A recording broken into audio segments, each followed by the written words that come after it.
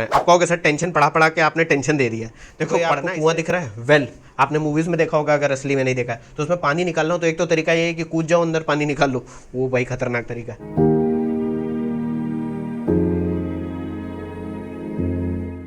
Hello बच्चों, welcome to lecture 23। हम लोग पढ़ रहे हैं laws of motion chapter 8। Last वाले लेक्चर में हमने पढ़ा था मोशन ऑफ कनेक्टेड बॉडीज। अब लास्ट वाले कुछ 2 लेक्चर से हम लोग टेंशन के बारे में पढ़ रहे हैं। आप कहोगे सर टेंशन पढ़ा पढ़ा के आपने टेंशन दे दिया है।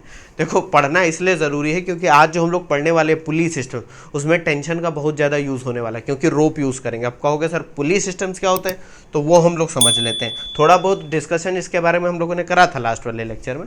देखो पहले तो जान लेते हैं पुली क्या होती है। देखो ये आपको कुआं दिख रहा है वेल आपने मूवीज़ में देखा होगा, अगर असली में नहीं देखा है तो उसमें पानी निकालना हो तो एक तो तरीका ये है कि कूद जाओ अंदर पानी निकाल लो, वो भाई खतरनाक तरीका है।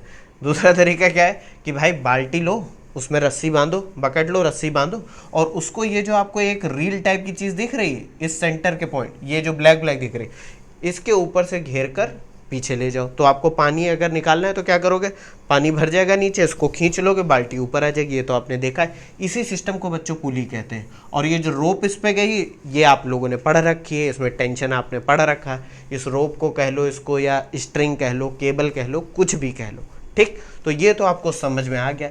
अब बात आती है कि सर इसमें हम लोग क्या निकालेंगे। भाई आपसे क्वेश्चन पूछा जा सकता है कि इसमें टेंशन बताओ रोप में क्या होगा। अब आपके दिमाग में अभी आता होगा सर ये बताओ, मान लो हम टेंशन निकाल भी ले तो हमें क्यों पता करना है कि रस्सी में कितना टेंशन। देखो बच्चों अभी तो तुम नॉर्मल फिजिक्स पढ़ रहे हो तो ठीक है, अभी एप्लीकेशन पे इतना नहीं जा रहे हो। मान लो इंजीनियरिंग करते हो आगे चल के तो उसमें पता चलेगा कि इसमें टेंशन निकालना इसलिए भी ज़रूरी है क्योंकि रस्सी कौन सी सेलेक्ट करोगे।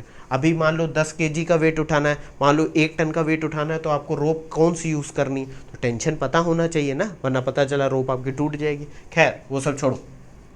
तो एक फॉर्मूला बच्चों जो अभी तक हम लोग लगाते आ रहे हैं, ये याद रखना, इसको यहाँ पर भी लगाना है। Net pulling of comma pushing force upon total मास या फोर्स अपॉन मास, क्योंकि पुली में बहुत से सिस्टम होंगे, पुली होगी, मास होगा, रोप होगा, बहुत सारी चीज़ें होंगी। तो पूरे सिस्टम का मास होना चाहिए, रोप होनी चाहिए, ये सब अभी हम लोग देखेंगे, ठीक है। तो पुली आप समझ के क्या होती है। अब बात आती है कि कुछ छोटी छोटी बातें समझ लेते हैं कि एक आइडियल पुली एंड स्ट्रिंग क्या होती है। एक आइडियल पुली एंड स्ट्रिंग वो चीज़ होती है जिसका मास ना हो या फ्रिक्शन ना हो। स्ट्रिंग और पुली के बीच में यानी रोप और पुली के बीच में किसी भी तरीके का फ्रिक्शन ना हो और वो मासलेस हो दोनों। कह दो सर ऐसा क्यों। ऐसा इसलिए बच्चों क्योंकि अभी हम लोग जो एनालिसिस करने जा रहे हैं वो मेनली आइडियल स्प्रिंग की करेंगे, स्प्रिंग बता रहा हूँ, पुलिस की करेंगे, ठीक है। मतलब हम मास को नेग्लेक्ट कर देंगे अनलेस अदरवाइज स्टेटेड। अगर क्वेश्चन में दिया होगा तब की बात अलग है, वरना हम यही एज्यूम करेंगे कि पुली और स्ट्रिंग दोनों ही मासलेस और फ्रिक्शनलेस है, ठीक है। अब बात आती है कि पुली का फंक्शन क्या होता है। The function of ideal pulley, ideal pulley की बात हो रही है यहाँ पर, यानी कि फ्रिक्शन नेग्लेक्ट कर दिया, is to change the direction of force through the cord that joins the two block. अब ये क्या कह रहा है, इसको यहाँ से समझते हैं बच्चों, ध्यान से समझो। अगर आप इस बाल्टी को ऊपर खींचना चाहते हो तो बाल्टी पर कहाँ फोर्स लग रहा है, ऊपर की तरफ, लेकिन इस पुली की मदद से आप क्या कर रहे हो, नीचे की तरफ फोर्स लगा रहे हो। देखो आप रस्सी को ऐसे नीचे की तरफ खींच रहे हो डाउनवर्ड डायरेक्शन में, तो बकेट कहाँ जा रहा है, ऊपर की तरफ, अपवर्ड डायरेक्शन में। तो पुली की वजह से क्या हो रहा है, पुली की वजह से एक साइड पे फोर्स ऊपर की तरफ और दूसरी साइड में नीचे की तरफ। तो पुली क्या कर रही है, फोर्स की डायरेक्शन चेंज कर रही है, यही यहाँ पर लिखा हुआ है। अब पुली में change the direction of force in that string but not tension. कहने का मतलब है कि पुली डायरेक्शन तो फोर्स की चेंज कर देगी, लेकिन जो स्ट्रिंग है यानी कि जो रोप है, जो रस्सी है, उसमें टेंशन नहीं चेंज करती है। बात समझ में आ रही कि नहीं। जो एंड पे फोर्सेस लगी हुई हैं उनका डायरेक्शन चेंज हो रहा है, लेकिन रोप में टेंशन जो है वो वही रहेगा। बात समझे। अभी जब क्वेश्चन हम लोग लगाएंगे तब समझ में आ जाएगा ज़्यादा। अब बात आती है इस टाइप के जो सिस्टम है पुली सिस्टम, उसमें आपसे पूछा क्या क्या जा सकता है, मेन बात पर आ जाते हैं। पूछा ये जाएगा आपसे कि to find tension in string. भाई ये तो हम लोग पिछले वाले वीडियो में भी यही सब सॉल्व कर रहे थे, टेंशन ही समझ में आ रहा था हम लोगों को, ठीक है। दूसरा क्या है, to find acceleration of the system. भाई ये भी हम लोगों ने देखा था कि एक्सेलरेशन या टेंशन ये थोड़ी नई चीज है। Third point, to find reaction at the point of suspension of pulley और थ्रस्ट ऑन द पुली, इसको थ्रस्ट भी बोलते हो। कहोगे सर ये क्या आपने बता दिया, देखो अभी समझ में आएगा। जैसे मान लो बच्चों ये पुली है, ठीक है, ये किसी पॉइंट पर इस तरीके से लटकी हुई है, मान लो वॉल से ऊपर, सीलिंग से लटकी हुई है ये, ठीक। तो ये जिस पॉइंट पे लटकी है इसको बोलते हैं point of suspension, point of suspension, ठीक है। और मान लो इसके ऊपर दो मासेस लटके हुए, एक इधर मान लेते हैं 1 kg है और इधर मान लेते हैं 2 kg, ठीक। तो आपसे पता है पूछा क्या क्या जा सकता है, आपसे पूछा जा सकता है कि भैया टेंशन बताओ, ये जो रोप है इसमें टेंशन बताओ, इस मास का एक्सेलरेशन अगर ये नीचे जा रहा है तो कितना है, और जिस पॉइंट पे पुली लटकी हुई है उस पर रिएक्शन कितना है। रिएक्शन का मतलब अगर मैं इस पुली का फ्री बॉडी डायग्राम बनाऊं, मतलब इस पुली को अलग करूं, इस पॉइंट से अलग करना मतलब फिजिकली अलग करना नहीं, फोर्सेस दिखाने के लिए, तो इस पॉइंट पे मुझे एक नॉर्मल रिएक्शन आर दिखाना पड़ेगा। बात समझ में आ रही कि नहीं? इसी आर को वो क्वेश्चन मार्क कर सकता है कि बताओ इस पॉइंट पे रिएक्शन कितना हो। बात समझिए। तो ये तीन चीज़ें हमसे पूछी जा सकती हैं। अब बात आती है कि पुली जो है उनके बहुत सारे अरेंजमेंट पॉसिबल हैं। इस लेवल पे कुछ इंपॉर्टेंट अरेंजमेंट है जो हमें देखने का। तो सर अरेंजमेंट का क्या मतलब है? मतलब पुली कैसे अरेंज करी जा सकती है, उनके ऊपर रस्सी कैसे फंसा सकते हैं, मास कैसे लटका सकते हैं, इस तरीके की चीज़ें। तो पहला केस बच्चों ये है, बहुत सिंपल केस, इसमें कुछ आपको करना ही नहीं है, सॉल्व ही नहीं करना है, क्योंकि ये इसमें कोई मोशन नहीं होगा। क्या है? एक पुली है, और फिर मैं बोल रहा हूँ ये आइडियल पुली की बात हो रही है, यानी कि पुली मासलेस है और ये जो स्ट्रिंग है ये भी मासलेस है और फ्रिक्शनलेस। तो हमने पहले ही पढ़ रखा है कि अगर स्ट्रिंग मासलेस है और फ्रिक्शनलेस है तो पुली के इस साइड और इस साइड जो टेंशन होगा वो सेम होगा। अब ये देखो यहाँ पर क्या दिखाया हुआ, एक पुली है वो रूप से लटकी हुई है, उसमें एक रोप इस तरीके से गई हुई, इस साइड में एक मास m है और इस साइड में भी एक मास m है, यानी दोनों मासेस क्या है? इक्वल है। अब ये बताओ ग्रेविटी तो नीचे की ही तरफ लगेगी, तो इस पर भी वेट लगेगा mg और इस पर भी वेट लगेगा mg। कह दोगे सर बिल्कुल। तो क्या बच्चों मोशन होगा किसी तरीके? कह दोगे सर नहीं होगा। भाई इधर वाली फोर्स बैलेंस हो रही है, तो ना ये नीचे जाएगा ना ये नीचे जाएगा। जैसे कि आप लोग वेइंग बैलेंस देखते हो ना, ये बिल्कुल वैसे काम करने लगेगा। अब आपसे कोई पूछे कि टेंशन कितना होगा, तो मैं किसी एक मास को ले लेता हूँ, मान लो ये वाला मास ले लो और इसको कट कर दूँ यहाँ से, जैसे कि हम लोग करते थे इससे पहले वाले क्वेश्चंस में। जो लास्ट वाला लेक्चर देखा था हम लोग क्या करते थे? फ्री बॉडी डायग्राम बनाते थे। तो ये मास m है, इसका वेट लगेगा mg नीचे की तरफ, और टेंशन कहाँ लग रहा है? ऊपर की तरफ। तो टेंशन कितना आ जाएगा बच्चों? यहाँ पर देखो ये रेस्ट में है ना, तो सिग्मा एफ कितना होगा? 0 according to Newton second law. तो T minus mg is equal to 0। भाई एक साइड में ये है, ऊपर वाले को पॉजिटिव ले लिया, तो टेंशन आपका आ जाएगा mg, यानी टेंशन हो जाएगा स्ट्रिंग में वेट के बराबर। कह दोगे सर बिल्कुल। एक्सेलरेशन सिस्टम का कितना होगा? एक्सेलरेशन होगा भाई 0, क्योंकि mg और mg ये क्या हो जाएंगे? कैंसिल आउट हो जाएंगे। इधर वाला फोर्स इधर वाला फोर्स, अब कोई भी ज़्यादा नहीं है, तो ना इधर जाएगा ना इधर जाएगा। बात समझ। अब दूसरा जो तीसरा वाला क्वेश्चन था कि इस पॉइंट पे रिएक्शन बताओ, तो उसके लिए हम लोग एक फ्री बॉडी डायग्राम अलग से बनाते हैं, तब समझ में आएगा। इसको देख लो एक बार, इसमें क्या ज़्यादा देखना है। सबसे बढ़िया काम यहाँ पर यह होता है कि आप रिएक्शन निकालने के लिए मासेस को अलग कर दो। तो यहाँ से मैंने कट कर दिया। कट करने का मतलब बच्चों ये नहीं है कि मैं 50 बार बोल चुका हूँ कि फिजिकली इस रस्सी को काट दिया। कट करने का मतलब है मुझे फोर्सेस दिखानी है। कितनी फोर्सेस दिखानी? इस पॉइंट पर फोर्सेस दिखानी है, तो उसके लिए मुझे पुली बनानी पड़ेगी। तो मैं बना रहा हूँ यहाँ पर। क्या बना रहा हूँ भाई? ये देखो हमारी पुली है, ठीक। अब हमने क्या करा? इस पुली वाले सिस्टम को अलग कर दिया, पुली को हटा दिया वहाँ से जहाँ पर एक कनेक्टेड थी, तो हमें एक नॉर्मल रिएक्शन आर मिल जाएगी, जिसको हम थ्रस्ट बोलते हैं बच्चों। थ्रस्ट पॉइंट ऑफ सस्पेंशन पे, पॉइंट ऑफ सस्पेंशन मान लेते हैं ओ है, ये पॉइंट क्या है? ओ है। तो इस ओ पे एक नॉर्मल रिएक्शन होगी आर। अब ये देखो जब हम लोग टेंशन ड्रॉ करेंगे तो ये कैसा होगा? टी, और इस डायरेक्शन में भी क्या होगा? टी होगा कि नहीं? कह दोगे सर बिल्कुल होगा। अब बच्चों ये बताओ इसके अलावा क्या कोई फोर्स लग रही है पुली पे? पुली तो मासलेस है, तो इसका वेट तो भूल ही जाओ।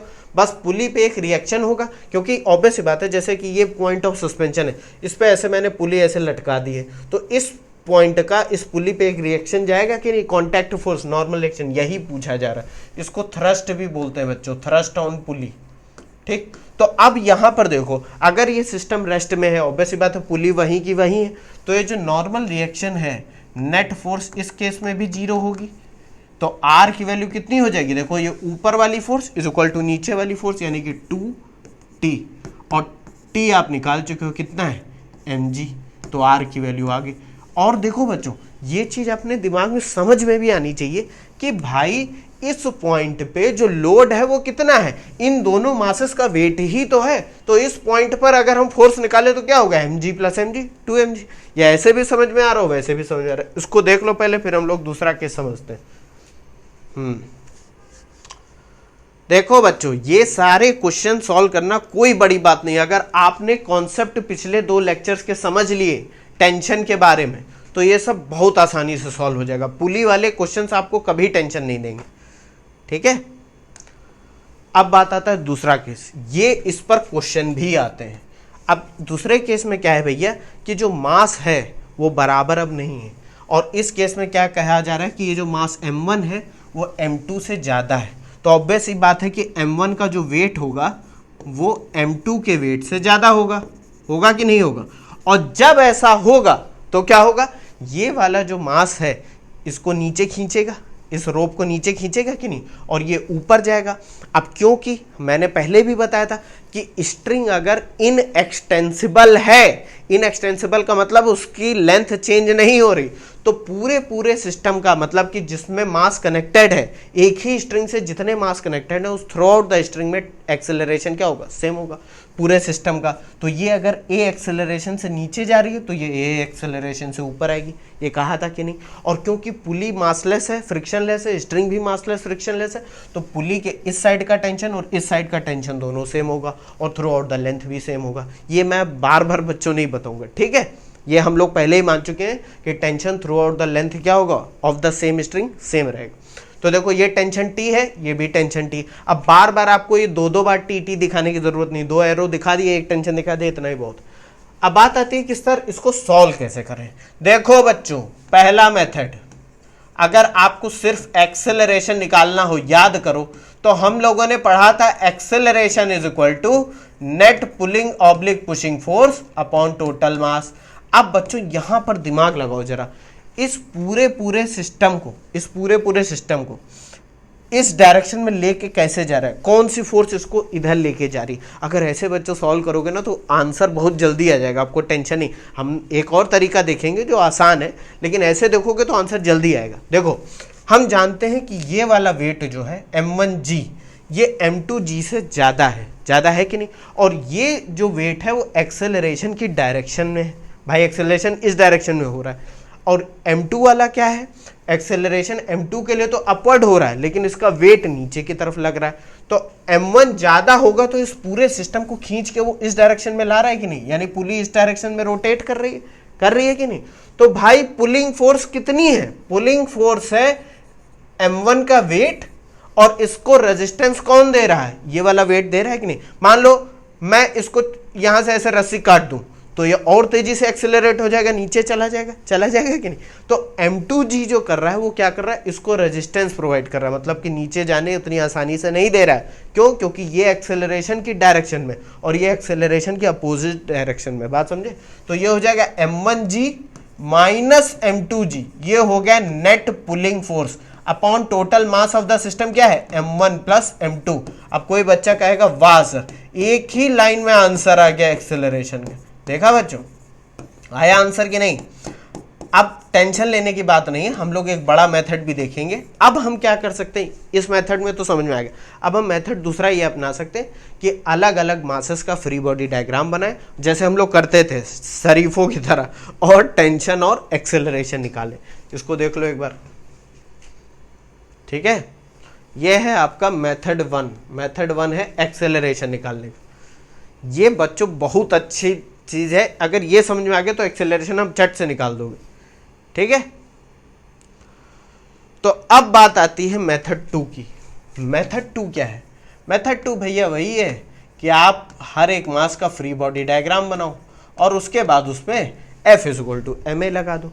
तो सबसे पहले बच्चों मैं एक काम करता हूँ, m1 का फ्री बॉडी डायग्राम बनाता हूँ। स्टार्ट हमेशा उस मास से करा करो जिसकी वजह से मोशन हो रहा हो और जिसकी डायरेक्शन में एक्सेलरेशन हो। भाई एक्सेलरेशन नीचे डायरेक्शन में और m1g भी नीचे डायरेक्शन में, सेम डायरेक्शन। तो इस मास से मैं स्टार्ट करूंगा, करने को आप किसी से भी कर सकते हो।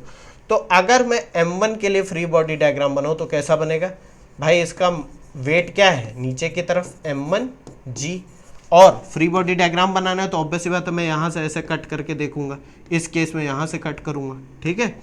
तो इस पर एक टेंशन लगेगा क्या, टी, थोड़ा ये लगा टेंशन टी, और ये पूरा पूरा सिस्टम नीचे आ रहा है ए से, ठीक है। तो यहाँ पर लगा देते हैं, क्या लगाएंगे, नीचे वाले डायरेक्शन को अगर मैं पॉजिटिव ले लूँ, इसको पॉजिटिव ले लूँ, इसको नेगेटिव ले लूँ, भाई जिस डायरेक्शन में मोशन हो रहा है उसी को पॉजिटिव लेना है, मैं बार बार बोल चुका हूँ।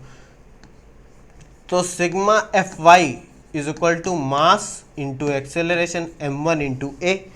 Net force in Y direction क्या होगी, अब net force in Y direction नीचे वाले को पॉजिटिव ले लिया है, तो मैं ऐसे लिख देता हूँ, वाई मत लिखो ना कंफ्यूज हो जाओगे, कह दोगे सर वाई तो ऊपर पॉजिटिव लेते थे, मैं यहाँ पर ऐसे लिख देता हूँ, sigma F net force is equal to mass m1 into acceleration. Net force कितनी एक्सेलरेशन की डायरेक्शन में, m1g minus T is equal to m1a। एक आपको इक्वेशन ये मिल गई,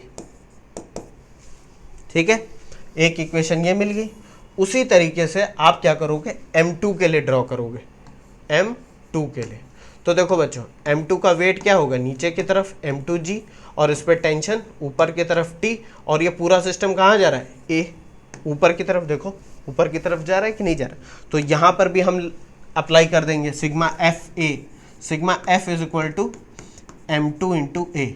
motion in the direction of acceleration को पॉजिटिव कंसीडर कर रहे हैं, तो ऊपर वाली फोर्सेस को प्लस ले लो, तो ये हो जाएगा t minus m2g is equal to m2a। ये होगी बच्चों इक्वेशन नंबर सेकेंड। आप कहोगे सर एक्सेलरेशन कैसे आएगा, इक्वेशन 1 और इक्वेशन 2 को मैं जोड़ दे रहा हूँ, इक्वेशन 1 प्लस इक्वेशन 2। तो ये बच्चों क्या हो जाएगा, देखो m1g minus T, m1g minus T, plus इधर वाला लेफ्ट हैंड साइड क्या है, t minus m2g is equal to m1a plus m2a। तो मैं ब्रैकेट में कर दे रहा हूँ m1 प्लस m2a। अब यहाँ से t और t कैंसिल होगा, क्या बचा, m1 minus m2g is equal to m1 plus m2a। ये हुआ कि नहीं। अब आपको कुछ कुछ दिखने लगा होगा कि एक्सेलरेशन की वैल्यू आ गई, जो कि हमने यहाँ पर निकाली थी, देखो m1 माइनस m2 इंटू जी अपॉन m1 प्लस m2, यही वैल्यू आ रही है कि नहीं। इसको नीचे लेके जाओ, देखा बच्चों, आंसर वहाँ भी सही आ रहा था, यहाँ भी सही आएगा। इसको देखो एक बार, जल्दी से इसको लिख लो पॉज करके, देखो तुरंत लिखने मत लगा करो जब मैं समझा रहा हूँ करो, वरना समझ में कुछ नहीं आएगा। जब मैं बोल दूँ कि हाँ लिखो तब लिखा करो, ठीक है। तो इसको नीचे लेके जाते हैं उसके, तो एक्सेलरेशन की वैल्यू बच्चों कितनी आ गई, a is equal to m1 minus m2 into ji upon m1 plus m2। अब आपको अगर एक्सेलरेशन पता चल जाए तो आप भाई दोनों इक्वेशन में a की वैल्यू रख के t निकाल सकते हो, किसी भी इक्वेशन में रख के, तो t की भी वैल्यू पता चल जाएगी। और अगर आपसे पूछा जाए नॉर्मल रिएक्शन, तो नॉर्मल रिएक्शन के लिए क्या कर दोगे, ये फ्री बॉडी डायग्राम बना दोगे पुली वाला, ये हो जाएगा t, ये भी हो जाएगा t, और इस केस में थ्रस्ट ऑन पुली, थ्रस्ट और नॉर्मल रिएक्शन कितनी हो जाएगी बच्चों, R is equal to 2T। जो पहले वाले केस में था वही हो जाएगी, बस टेंशन की वैल्यू चेंज हो जाएगी। भाई पहले वाले केस में mg थी वैल्यू, यहाँ पर जब a की वैल्यू रख के निकालोगे तो कोई और वैल्यू आएगी। बात समझ रहे हो कि नहीं। तो ये आपको केस समझ में आ गया, कह दोगे सर बिल्कुल आ गया, इसमें ऐसा कुछ खास था नहीं, जो हम लोग सॉल्व कर रहे थे वही सब कुछ करा है, बस यहाँ पुली आ गई है बीच में, ठीक है। तो ये हमने देख लिया। अब कह दोगे सर ये तो आसान था, इसमें तो कुछ था ही नहीं। अब ये तीसरा एक केस देखते हैं, ये भी इंटरेस्टिंग केस है। अब पहले भी मैं बोल चुका हूँ, जब तक क्वेश्चन में ना दिया जाए सब कुछ स्मूथ, इनएक्सटेंसिबल, मासलेस, फ्रिक्शनलेस, यही सब मानना है। तो यहाँ पर क्या है कि भैया एक पुली है, वो एक समझ लो एक कॉर्नर पे लगी हुई है, ठीक है, एक टेबल है या जैसा भी समझ लो, एक कॉर्नर पे रखी हुई। टेबल पे एक मास m2 रखा हुआ है और ये रोप से कनेक्टेड है पुली के थ्रू एक मास m1 से। अब क्या यहाँ पर कह रहा है कि m1 भैया नीचे की तरफ जा रहा है, एक्सेलरेशन a हो रहा है, तो ये m2 को इधर की साइड खींच रहा है। बात समझे। अब इस केस में अगर आपसे टेंशन, एक्सेलरेशन या नॉर्मल रिएक्शन एट द पुली पूछे तो कितना होगा। तो सबसे पहले तो बच्चों मैं यहाँ पर एक बात आपसे करूँगा, मज़ा आ जाएगा आपको, क्या कि भैया ये बताओ, क्या बताओ, इस मास को खींचने के लिए रिस्पॉन्सिबल क्या है। इस मास को मान लो ये वाला मास ना होता m1, ये रोप में यहाँ से कट कर देता तो क्या होता, ये वहीं का वहीं रहता, ऑब्वियस सी बात। तो इसको खींचने के लिए कौन सी फोर्स रिस्पॉन्सिबल है? ये वाली टेंशन। और ये टेंशन आ क्यों रहा है? ये टेंशन आ रहा है due to the weight of m1। आ रहा है कि नहीं? देखो सिस्टम में समझो, इस पूरे सिस्टम को समझो। तो अगर मैं मेथड 1 लगाऊं, मेथड 1, तो मैं हमेशा आपको मेथड 1 अप्लाई करके दिखाऊंगा, यानी डायरेक्ट एक्सेलरेशन निकालना। आप अपने हिसाब से समझना। Net pulling force, net pulling force बच्चों यहां पर क्या है? देखो पूरे सिस्टम में क्या क्या चीजें होंगी। ये मास m2 होगा, ये वाली रोप होगी, और ये मास m1 होगा। कह दो सर पुली नहीं है सिस्टम का। अरे भैया पुली देखो दूसरे से कनेक्टेड है, पुली को छोड़ो। यहाँ पर पूरे सिस्टम में क्या क्या आ रहा है? m2 आ रहा है और m1 आ रहा है, क्योंकि रोप का मास तो नेग्लेक्ट कर दिया गया। m2 को मूव कौन करा रहा है? m2 और m1 दोनों को ही मूव कौन करा रहा है? m1 मूव करा रहा है, क्योंकि m1 नीचे जा रहा है तभी ये इधर आ रही। तो देखो net pulling force, net pulling force upon total मास, नेट पुलिंग फोर्स क्या हो जाएगी? m1g, m1 का वेट अपॉन टोटल मास कितना हो जाएगा? m1 plus m2। ये आ गया बच्चों एक्सेलरेशन। कह दोगे सर वाह, डायरेक्ट आंसर आ गया।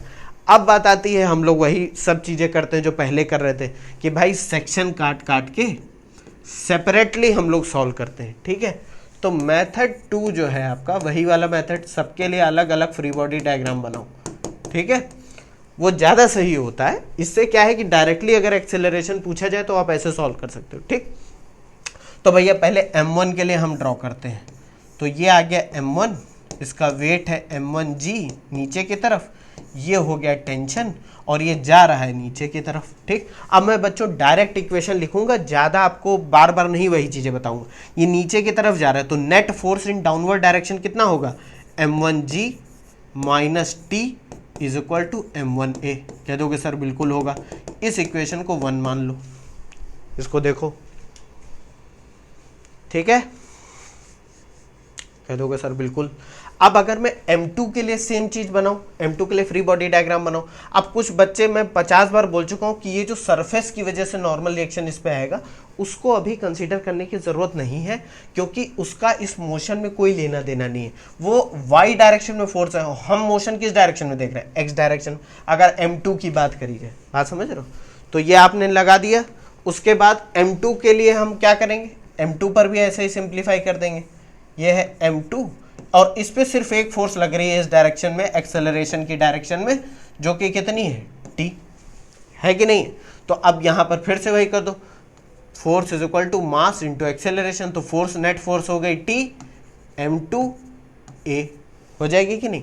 ये हो गई आपकी इक्वेशन नंबर सेकेंड।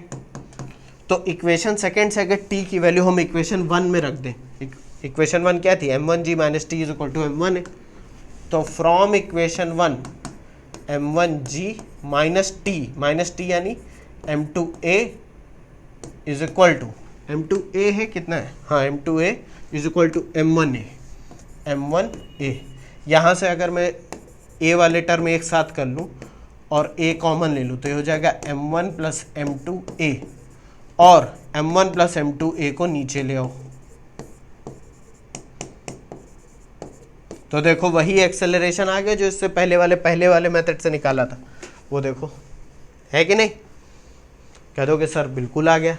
अब बच्चों यहाँ पर एक गलती होती है कि एक्सेलरेशन जब आ जाएगा तो टेंशन तो आप निकाल ही लोगे भाई, इसकी वैल्यू आप इक्वेशन सेकंड में रखो, टेंशन पता चल जाएगा। अब क्वेश्चन वो पूछ सकता है कि इस पॉइंट पे नॉर्मल रिएक्शन बताओ, इस पॉइंट पे नॉर्मल रिएक्शन बताओ। वहीं बच्चे कर देते हैं गलती ये हो जाएगी उनसे कि जब वो नॉर्मल रिएक्शन इस पर बताएंगे तो ये वैल्यू r जो होगी, अब कहोगे सर ये तो आपने ऐसे दिखा दी। देखो पुली पे एक नॉर्मल रिएक्शन जाएगी इस डायरेक्शन में अपवर्ड r, और इस टेबल पे एक normal reaction opposite and equal आएगी इस डायरेक्शन में। इक्वल एंड अपोजिट आएगी कि नहीं? एक्शन रिएक्शन, बात समझे? तो अब कह दो कि सर तो फिर करेंगे क्या, हम सॉल्व कैसे करेंगे? r की वैल्यू बच्चों यहाँ पर कैसे निकाली जाएगी, बात समझो।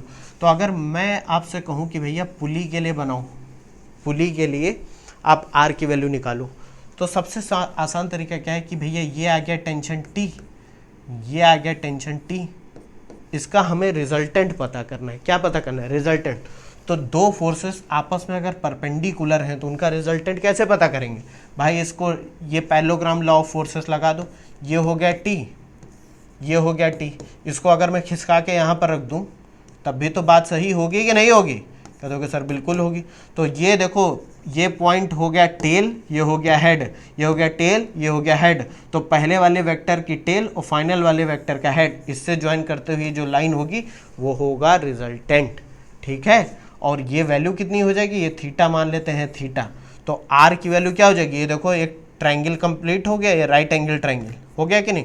तो आर की वैल्यू होगी अंडर रूट, इसका मैग्नीट्यूड कितना है टी, इसका भी मैग्नीट्यूड टी है, T square plus T square. तो ये हो जाएगी वैल्यू √2 हो जाएगी कि नहीं।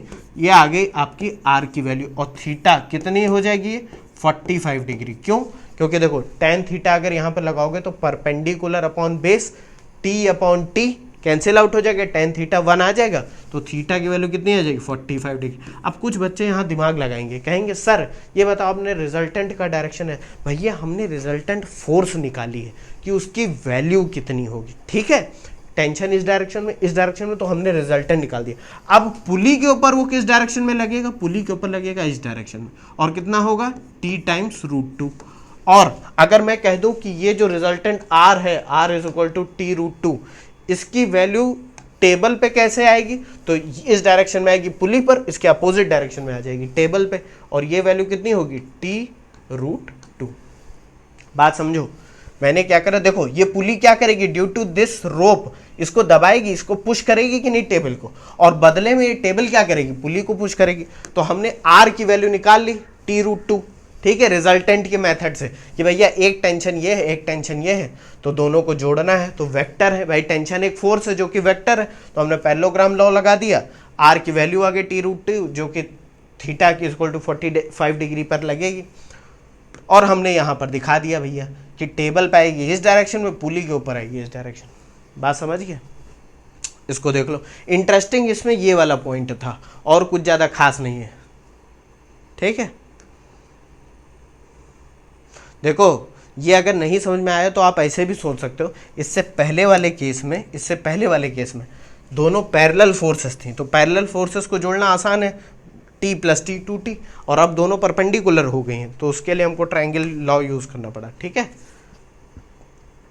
कह दोगे सर बिल्कुल, ये सब समझ में आ गया। एक जल्दी से एक छोटा सा क्वेश्चन सॉल्व कर लेते हैं। क्या कह रहा है, in the shown figure all surfaces are smooth. ठीक है, string is massless and inextensible, ये भी ठीक है। तो ऐसा कहने का मतलब है भैया कि इस साइड में जो टेंशन है और इस साइड में जो टेंशन है वो दोनों ही क्या है, सेम है। Find the acceleration of the system and tension T in the string. ये तो आपसे 2 सेकंड में हो जाना चाहिए क्वेश्चन। क्या है भैया, जी की भी वैल्यू दे रखी है, कितनी दे रखी है, 10 मीटर पर सेकेंड। तो ये हो जाएगा इसका वेट 4g, नीचे की तरफ लगेगा कि नहीं लगेगा। अब पूछा क्या जा रहा है, एक्सेलरेशन, तो मैं डायरेक्ट मेथड से एक्सेलरेशन निकाल रहा हूँ बच्चों। डायरेक्ट मेथड से कैसे भैया, नेट पुलिंग फोर्स इस केस में क्या हो जाएगी 4g, तो 4g अपॉन टोटल मास कितना हो जाएगा 4 + 2 हो जाएगा कि नहीं। तो 4 × g की वैल्यू है 10/6, ये वैल्यू आ जाएगी 20/3 मीटर पर सेकेंड स्क्वायर। यह आ गया एक आंसर आपका। अब कहोगे सर आपने डायरेक्ट तो लगा दिया, आपने समझा भी दिया था कैसे लगाना, हमने लगा दिया। अगर बच्चों आपको डिस्क्रिप्टिव टाइप का पेपर दिया जाए तो आप पूरा लिख कर दिखाना कि acceleration = net pulling force upon total मास, सब अंग्रेजी लिखना, या सबसे सही तरीका ये है कि आप इंडिविजुअल डायग्राम बनाकर, जैसे हम लोगों ने फ्री बॉडी डायग्राम वाला मेथड यूज़ करा है ना, दोनों के लिए इक्वेशन निकालो, सॉल्व करो, तब एक ही वैल्यू निकालो। ठीक, तो ये हो गया। अब आपको टेंशन निकालना है, तो टेंशन के लिए बच्चों चाहे ये वाला ब्लॉक यूज कर लो चाहे ये वाला। अगर एक्सेलरेशन पता चल चुका है तो दोनों में से किसी को भी यूज कर सकते हो। मैं 2 kg वाले को यूज कर रहा हूं क्योंकि इसमें थोड़ी गणित कम लगानी पड़ेगी, फॉर 2 kg। तो 2 kg के लिए हम क्या बनाएंगे, फ्री बॉडी डायग्राम बनाओ इस डायरेक्शन में। तो ये हो गया एक्सेलरेशन, ये हो गया 2 kg, और ये होगी टेंशन t। तो फोर्स = मास इंटू एक्सेलरेशन, तो t = 2a हो जाएगा कि नहीं। मास हो गया 2, एक्सेलरेशन हो गया a, तो 2 × एक्सेलरेशन कितना है 20/3, तो ये वैल्यू आ जाएगी बच्चों 40/3 न्यूटन। बात समझे, कितनी आसानी से क्वेश्चन लग गया, देखा। अगर आपको वही अभी तोड़ के करना पड़ता तो थोड़ा टाइम ज़्यादा लगता। समझ गए, कह दोगे सर बिल्कुल समझ गए, इसमें कोई ऐसा कुछ ज़्यादा खास करना नहीं पड़ा हमें कुछ। एक केस और बच्चों जल्दी से समझ लेते हैं, ये बहुत इंटरेस्टिंग केस है। इसमें क्या है, 2 पुल्ली देखो आ गई, एक पुल्ली ये है, एक पुल्ली ये है, एक से मास m2 लटका हुआ है और एक से मास m1 लटका हुआ है, और इन दोनों की थ्रेड एक टेबल पे, ये जो टेबल है, टेबल मान लो या जो भी है, इसके ऊपर रखे हुए मास से कनेक्टेड है कैपिटल M। अब पूछा ये जा रहा है कि अगर m1 की वैल्यू m2 से ज़्यादा है, यानी कि इसका वेट ज़्यादा है, तो ऑब्वियस सी बात है कि ये वेट क्या करेगा इसका ज़्यादा, ये इसको ऊपर ले जाएगा कि नहीं, और इसको इस साइड ले जाएगा और अपना नीचे आ जाएगा, यानी पूरा सिस्टम इस डायरेक्शन में जाएगा। बिल्कुल जाएगा कि नहीं, कह दोगे सर जाएगा। अब क्वेश्चन क्या पूछा गया, वही चीज़ है, एक्सेलरेशन बताओ, टेंशन बताओ। तो ये हो गया m1g वेट इसका, ये हो गया m2g वेट। और क्योंकि अब बच्चों कंफ्यूज मत होना कि इस पुली के ऊपर रोप कौन सी है, ये वाली, तो मैं मान लेता हूँ इसमें टेंशन m2 वाले में कितना है T2, लेकिन क्योंकि इनएक्सटेंसिबल हम मानेंगे, आइडियल पुली मानेंगे, फ्रिक्शनलेस मानेंगे, तो इसमें जो टेंशन इस वाले रोप में है वो है T2, मान लेते हैं T2 थ्रू आउट, और इस वाले रोप में कितना है T1, ये हमने मान लिया। तो अब आपको दो टेंशन और एक एक्सेलरेशन, तीन अननोन है आपके पास, तो आपको तीन इक्वेशन चाहिए। तो पहले तो मेथड वन ये हमेशा बच्चों अप्लाई करना, क्योंकि इससे बहुत ही अच्छे तरीके से एक्सेलरेशन जल्दी आ जाता है। फिर थोड़ा सा दिमाग लगाना है, इस पूरे सिस्टम को जिसमें m2, कैपिटल M और m1, ये पूरा जो सिस्टम है ये वाला, इसको उधर कौन सी फोर्स लेके जा रही है, उसको उधर ले जानी फोर्स वाली फोर्स है m1g माइनस m2g। एग्री करोगे कि नहीं? देखो m1 m2 वाले जिसमें एक ही पुल्ली पे दो मास थे, वही वाला केस तो है भाई। इसके मास से हमको कोई मतलब नहीं है, क्योंकि इसका वेट डाउनवर्ड जा रहा है जो कि सरफेस पे है, तो इसका कोई रोल नहीं आ रहा है इस पूरे सिस्टम को इधर या उधर ले जाने में। लेट सपोज अगर ये पुली ना होती तो क्या मास अपने आप इधर उधर जाता? ऑब्वियस ही बात है, नहीं जाता। तो इसको उधर धक्का देने वाली फोर्स कौन सी है, ये, और इसको इधर लाने वाली फोर्स कौन सी, ये। लेकिन ओवरऑल ये किधर जा रहा है, उधर। तो नेट पुलिंग फोर्स क्या होगी, m1g माइनस m2g। हो गई कि नहीं? देखो भाई, देखो ऐसे समझने की कोशिश करो, इधर एक्सेलरेशन ऊपर की तरफ है लेकिन वेट नीचे की तरफ है, इसलिए ये वाला माइनस हो जाएगा और ये वाला एक्सेलरेशन की ही डायरेक्शन में। बात समझ गया कि नहीं? तो एक्सेलरेशन क्या हो जाएगा, m1g minus m2g upon total mass of the system m1। कुछ बच्चे गलती कर देते हैं, ये वाला मास नहीं लेंगे, प्लस m प्लस m2। आ गया भैया आंसर आपका, कह दोगे वाह सर, डायरेक्ट आंसर आ गया। अब बात आती है कि टेंशन और ये सब निकालने के लिए हम लोग मेथड 2 पे जाएंगे, यानी अलग अलग सिस्टम को कट करके सॉल्व करने की कोशिश करेंगे। तो मैं m1 वाले को यहाँ से कट करूँगा, मतलब इसके लिए फ्री बॉडी डायग्राम बनाऊँगा, इसके लिए फ्री बॉडी डायग्राम बनाऊँगा, और इस कैपिटल वाले मास के लिए बनाऊँगा। ठीक है, हाँ देख लो इसको, फिर मैं करता हूँ सॉल्व। तो मेथड 2 में मैंने क्या करा, वही वाला सब कुछ जो अभी तक करते आ रहे हैं।